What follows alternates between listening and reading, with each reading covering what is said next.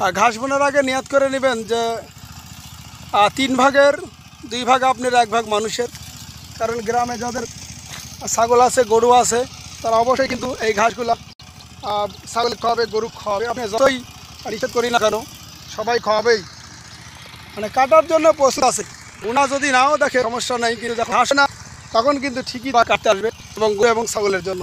তারপরে সবাই দোয়া করবেন ঘাসটা যেন ভালো হয়। আমার একটা গাভী আছে, গাভীকে খাওয়ানোর জন্য ঘাসটা বোনা হয়েছে। আর 6টার মতো ছাগল আছে, ছাগলে খাওয়াবো।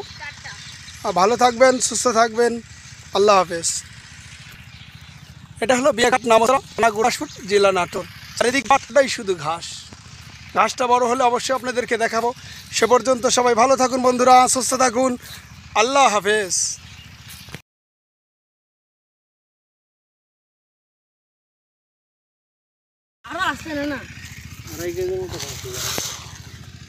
এটা হলো কাউন ঘাস না, এটা ইন্ডিয়ান এবং দেশি। ভালো কোনটা? দেশিটা।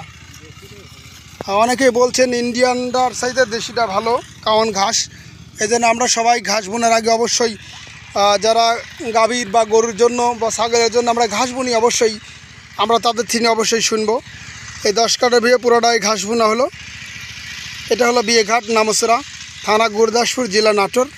আর ঘাস বোনার আগে অবশ্যই নিয়ত করে নেবেন। সেটা কি নিয়ত করবেন?